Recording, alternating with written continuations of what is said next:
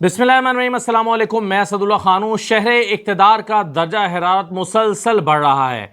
धमकियाँ दी जा रही हैं, मनाने की कोशिशें भी हो रही हैं, प्रेस कॉन्फ्रेंसेस भी की जा रही हैं, मुकदमात भी दर्ज हो रहे हैं, कंटेनर्स भी पहुँच गए हैं, दावे भी किए जा रहे हैं और ये सब कुछ मिलकर शहर इक़्तिदार का दर्जा हरारत बढ़ा रहे हैं।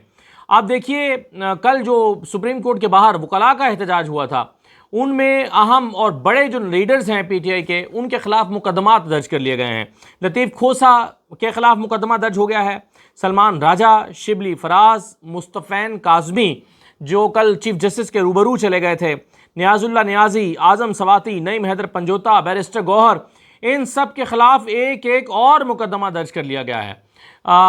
इन्होंने जी एक सरकारी इदारे के सरबराह का पुतला जलाया है। पुतला जलाने पर मुकदमा दर्ज कर लिया गया है। अब पुतला जलाने पर कौन सी दफ़ा लगती है, ये मैंने अभी किसी से चेक नहीं किया कि पुतला जलाने ही की कोई दफ़ा लगाई गई है। शायद कोई पुतला जलाने की भी दफ़ा हो, या कोई और 144 की खिलाफ वर्जी लगाई गई है, शायद वो भी लगाई गई हो। क्योंकि दफ़ा 144 तो ऐसे बांटी लगाई जा रही है जैसे कोई रेवड़ियाँ बांटता है। 144 दफ़ा 144 जो है वो सवाब समझ के लगाई जा रही है। अब लाहौर में भी 6 दिन के लिए लगा दी है दफ़ा 144। तो ये मुकदमात और तहरीक इंसाफ के रहनुमाओं के खिलाफ दर्ज हो गए हैं। लेकिन पहले जो सैकड़ों हज़ारों के हिसाब से मुकदमात दर्ज हुए हैं, उसको कोई फ़ायदा हुकूमत को हुआ है? मेरा सवाल ये है, क्या मुकदमात से डर के ये लोग घरों को बैठ गए हैं? अगर तो ये लोग घरों में बैठ गए हैं दुबक के, तो फिर तो सही है। फिर तो आप कहें कि जी बड़ी शिद्दत में कमी आई है, एहतजाजों में कमी आई है। पहले 4000 लोग एहतजाज करने के लिए निकलते थे, अब मुकदमा दर्ज होने लगे हैं तो 100-150 निकलता है। तो फिर तो आप कहें कि हाँ यार, मुकदमा दर्ज करने से हर दफ़ा 30% लोग कम हो जाती है प्रोटेस्टर्स की तादाद, तो फिर तो बात समझ आती है। लेकिन ये वही लोग हैं जिनके खिलाफ पहले भी सैकड़ों मुकदमात हैं, एक एक और कर लिया। ऐसा लगता है हुकूमत अपनी खिफ़त मिटाने के लिए मुकदमा दर्ज करा देती है। आप कुछ और कर नहीं सकते तो चलो एक मुकदमा और दर्ज कर दो। तो ये मुकदमात जो हैं वो और दर्ज हो गए हैं। मोहसिन नकवी साहब ने कल के लिए जो धमकी दी है, उन्होंने कहा है कि हम आपसे कहते हैं एहतजाज मौखर कर दें, एहतजाज मुलतवी कर दें या मनसूख कर दें। और आखिर में उन्होंने कहा कि लेकिन अगर आप ये नहीं करेंगे, हमने यहाँ पर सिक्योरिटी को इंश्योर करना है, हमारे मेहमान आए हुए हैं, मलेशिया के वज़ीर आज़म आए हुए हैं, यहाँ पर SCO होने जा रही है 15-16 को, तो अगर आप अपना एहतजाज मुलतवी नहीं करेंगे तो हम फिर आपसे आहनी हाथों से निपटेंगे। जो फिर हमारे हत्थे चढ़ गया फिर वो कोई शिकायत ना करे। ये वज़ीर दाखिला धमकी दे रहे हैं। क्या हुकूमत का मुजाहिरीन को रोकने का यही अंदाज़ होता है कि फिर जो हमारे हत्थे चढ़ गया वो फिर कोई शिकवा ना करे? यही तरीका होता है हुकूमतों का मुजाहिरीन को पुरअमन एहतजाज से मना करने के लिए। तो ये बहरहाल मोहसिन नकवी साहब ने किया है और वो कह रहे हैं कि जो है वो आप देखें ना, बड़ा आसान सा, यानी अगर आप पाकिस्तान तहरीक इंसाफ से चाहते हैं कि वो एहतजाज को मुलतवी करें तो आप ज़ाहिर है उन्हें कुछ ऑफ़र भी करेंगे ना, कुछ पेश भी करेंगे। वरना कोई भी शख्स अपना पुरअमन एहतजाज का हक़ इस्तेमाल क्यों नहीं करेगा? आप उनसे कहेंगे ना, आप कहेंगे कि अच्छा आपकी क्या मुतालबात हैं? तो तहरीक इंसाफ का मुतालबा ये है सरे दस्त कि अगर आप आइनी तरमीम को 20-25 तारीख के बाद पर ले जाएं तो हम भी अपना एहतजाज मौखर कर देते हैं। यानी आप आइनी तरमीम मौखर कर दें, हम एहतजाज मौखर कर देते हैं।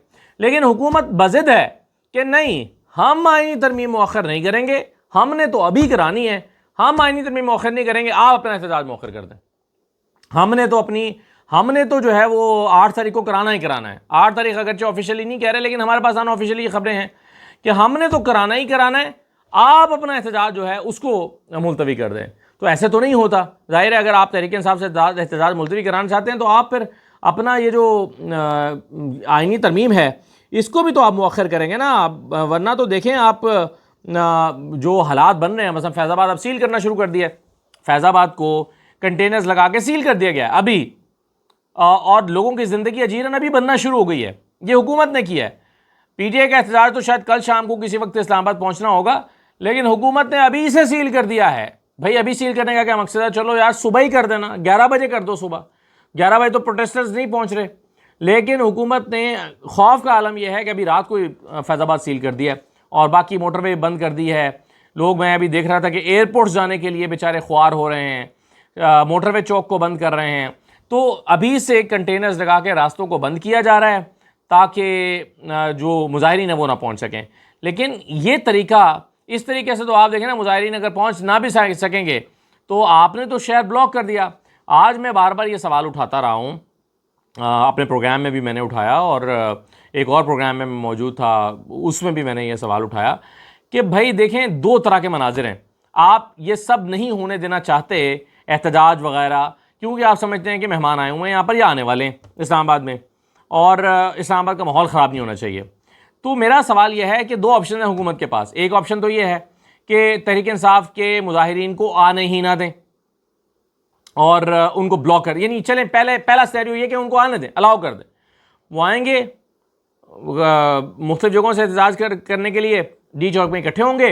डी चौक में वहाँ पर वो सड़क ब्लॉक कर देंगे, बैठ जाएंगे, झंडे उनके हाथ में होंगे और वो तकरीरें करेंगे। यही होगा ना, एक सड़क इस्लामाबाद की बेकार हो जाएगी, ब्लॉक हो जाएगी।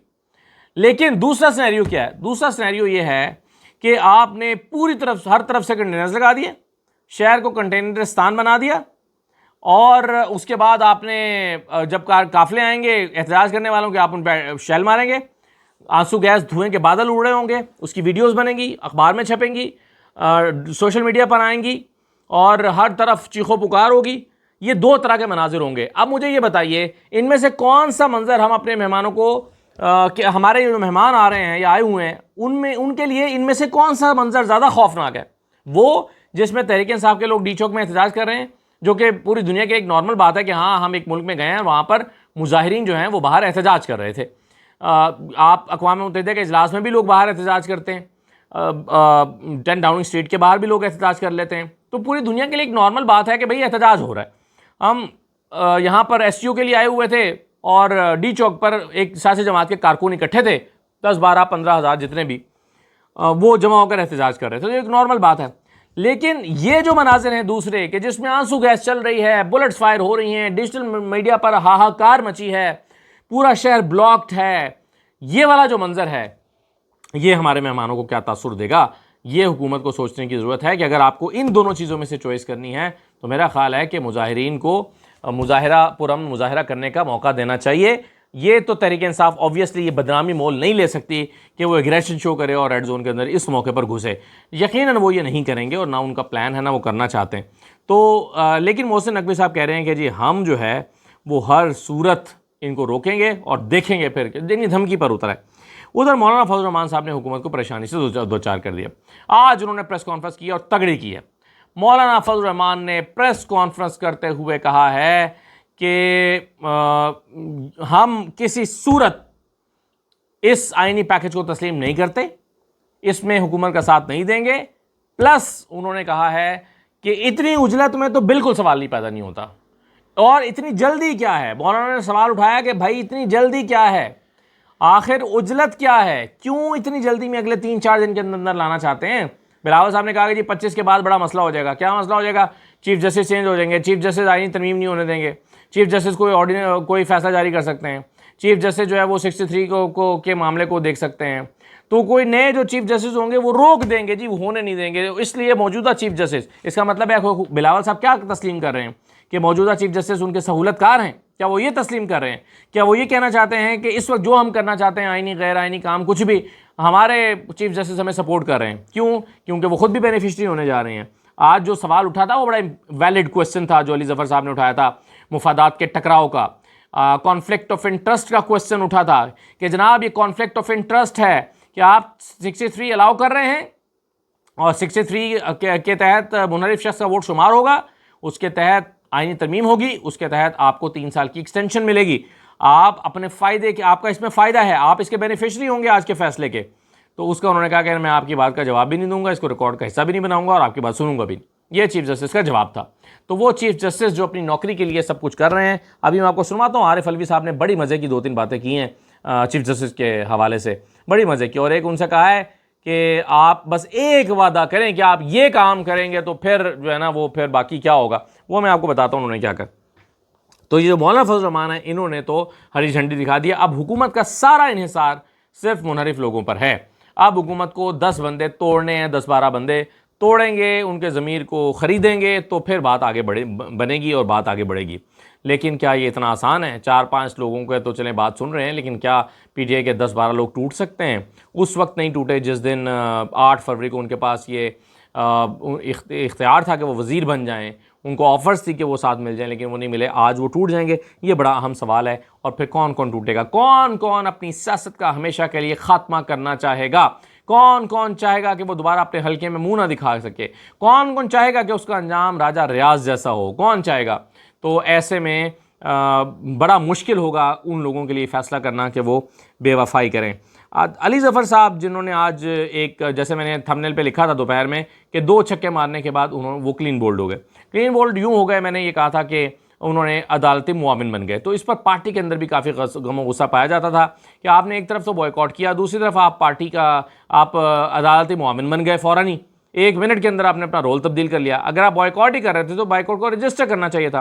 तो पीटीआई के जो व्हाट्सएप ऑफिशियल ग्रुप्स हैं, यानी जो पीटीआई के लीडर्स के ग्रुप हैं, उसमें अली ज़फ़र साहब पर काफ़ी बरहमी का इजहार किया गया और वजाहत तलब की गई। अली ज़फ़र साहब ने वजाहत की है कि मैंने एक तो इमरान खान साहब को एतमाद में लिया था, दूसरा ज़ाहिर है उन्होंने ये तो नहीं कहा होगा, और अली ज़फ़र को पता था कि मुझे अदालती मुआविन बना देंगे, ये तो शायद उन्होंने नहीं पूछा होगा। लेकिन अली ज़फ़र साहब ने ये दलील दी कि मैंने ये इसलिए किया कि एक तरफ बायकॉट भी हो जाए, इमरान खान, वो बॉयकॉट भी रजिस्टर हो गया कि इमरान खान ने बॉयकॉट कर दिया है, और दूसरी तरफ जो है वो मैंने अपना नुक्ता नज़र भी सारा का सारा रख दिया है। तो दोनों चीज़ें हो गई, ये उन्होंने अपनी पार्टी को एक्सप्लेन किया है। लेकिन बात यह है कि अली ज़फ़र साहब, मेरा ख्याल है कि जब अदालती मुआविन बन गए तो बॉयकॉट वाला जो था वो पस मंज़र में चला गया, वो इतना हाईलाइट नहीं हुआ। हाँ, बॉयकॉट करके बाहर निकल के आ जाते फ़ौरन तो फिर हाईलाइट होता कि पीटीआई बॉयकॉट करके चली आई है। तो अली ज़फ़र साहब की वजाहत अब कितनी काबिल कबूल है ये पार्टी के लोगों को, ये मैं कुछ कह नहीं सकता, लेकिन बहरहाल उन्होंने ये वजाहत अपनी जारी की है। पीटीआई ने प्रैक्टिस एंड प्रोसीजर कमेटी के जो जितने इकदाम हैं उसको सुप्रीम कोर्ट में चैलेंज कर दिया। यानी प्रैक्टिस एंड प्रोसीजर कमेटी बनी जो कि इलीगल थी। बहुत सारे लोगों की राय में 2 लोगों की कमेटी पर ये सारे फैसले नहीं हो सकते थे, क्योंकि जो प्रैक्टिस एंड प्रोसीजर एक्ट है और फिर जो ऑर्डिनेंस में तरमीमी ऑर्डिनेंस भी आया है, उसमें साफ साफ लिखा है कि भाई इसके जो मेंबर्स होंगे, एक चीफ जस्टिस होंगे, दूसरे उसमें मंसूर अली शाह होंगे, यानी सीनियर प्योन जज होंगे। ये 2 तो मैंडेटरी हैं, तीसरे को काजी फाइज़ अपनी मर्जी से शामिल कर सकते हैं। काजी फाइज़ ने क्या किया, जो उसमें से मैंडेटरी रुकन है, यानी सीनियर प्योन जज, जो कि एक्ट में लिखा हुआ है कि सीनियर प्योन जज होंगे, तो उनको कमेटी में शामिल किए बगैर या हुए वो शामिल नहीं हुए और इन्होंने फैसले कर दिए। तो अब होना ये चाहिए था कि एक नई सिचुएशन पैदा हो गई थी जिसको शायद प्रैक्टिस एंड प्रोसीजर एक्ट में एड्रेस नहीं किया गया। यानी ये नहीं कहा गया कि अगर एक रुकन माजरत कर लें तो फिर क्या होगा। तो इसके लिए बड़ा आसान था कि सुप्रीम कोर्ट के पास इख्तियार होता है कि वो अपने कवायद व ज़वाबित खुद बना सके। सुप्रीम कोर्ट एक फुल कोर्ट बुलाती, फुल कोर्ट मीटिंग बुला के ये सूरत हाल रखती और उसमें पूछती कि मंसूर अली शाह साहब चूंकि अब शिरकत नहीं कर रहे हैं तो बताइए क्या करें। फिर फुल कोर्ट कमेटी जो भी कहती, काजी फाइज़ उसको मान जाते और कोई उस पर उंगली ना उठाता और कहता कि जी ये मुशावरत से फैसला किया गया है और मेजोरिटी ने ये डिसीजन दिया है। लेकिन काजी फाइज़ ने अमीनुद्दीन को साथ में लाया और आओ देखा ना ताओ, काजी फाइज़ इतनी जल्दी में हैं कि वो चाहते हैं कि बस आज रात कोई तरमीम मंजूर हो जाए और मुझे फौरी तौर पर एक्सटेंशन मिल जाए। काजी फाइज़ कि अब इन इकदाम को, यानी कमेटी ने, काजी फाइज़ और जस्टिस अमीनुद्दीन की कमेटी ने जो जितने इकदाम किए हैं उन सारे इकदाम को सुप्रीम कोर्ट में चैलेंज कर दिया गया। लेकिन इसका चैलेंज करना इसलिए बहुत बड़ी खबर नहीं है क्योंकि लगाना तो इसको काजी फाइज़ नहीं है ना। काजी फाइज़ तो बेशुमार केसेस को अभी तक अपने जो है वो दबा के बैठे हुए हैं और पीटीआई के केसेस को नहीं लगा रहे हैं। तो पिक एंड चूज़ कर रहे हैं काजी फाइज़। तो क्या इसको लगाएंगे, ये जो एक्ट को चैलेंज किया गया? ऑब्वियसली वो नहीं लगाएंगे। और वो ये नहीं कहेंगे, जहाँ ज़रूरी होता है वो कहते हैं, जहाँ उनके मतलब की बात होती है वहाँ कहते हैं कि जी जो 14 दिन के अंदर रिव्यू होना चाहिए और आवाम का हक है कि फौरी तौर पर उनके मुकदमात की समाअत हो। लेकिन जहाँ उन्हें सूट नहीं करता वहाँ पर महीनों पड़े रहें तो कोई फ़र्क नहीं पड़ता। ये हुआ है। फिर आज एक और कार्रवाई वारदात भी डल गई है, वो है ट्राइब्यूनल्स का क़याम। पंजाब के जो 8 ट्राइब्यूनल्स बनने थे, जिसमें जस्टिस आलिम ने कहा था कि 4 तुम अपने बना लो, 4 तुम अपने लगा लो, 4 हमारे लगा दो, और वो 4 जो हैं वो इलेक्शन कमीशन ने इनके मान लिए, 4 नाम अपने दे दिए। आज रिटायर्ड जो जज हैं राना जाहिद महमूद, रिटायर्ड जज ज़फ़र इकबाल, अब्दुल शुकुर प्राचा, महमूद मकबूल बाजवा, इनको जो है वो ट्राइब्यूनल के जज लगा दिया है, रिटायर्ड जजेस के, और बाकी 4 जज लाहौर हाई कोर्ट से लगे हैं। तो गेम डल गई है। हुकूमत ने पूरी कोशिश है कि काजी फाइज़ के होते होते ही ये सारे काम मुकम्मल होने चाहिए और वो इतनी जल्दी में ये सारे काम अब मुकम्मल करके रिटायर्ड जजेस को लगा दिया है। अब इन 4 नामों पर आप तहकीक करें, मैं भी तहकीक करता हूँ, साफ पता चल जाएगा कि इनको कैसे पिक एंड चूज़ किया गया है। आखिरी बात यह है कि आरिफ अलवी साहब ने काजी फाइज़ के ऊपर काफ़ी जो है वो उठाए हैं एतराज़ात, और एक वादा उनसे लिया है, कहा है कि आप बस एक काम करें कि रिटायरमेंट के बाद आपने मुल्क छोड़ के नहीं जाना, बाकी लोग जो हैं वो आपसे खुद निमट लेंगे। मुझे आप इजाज़त दे दीजिए।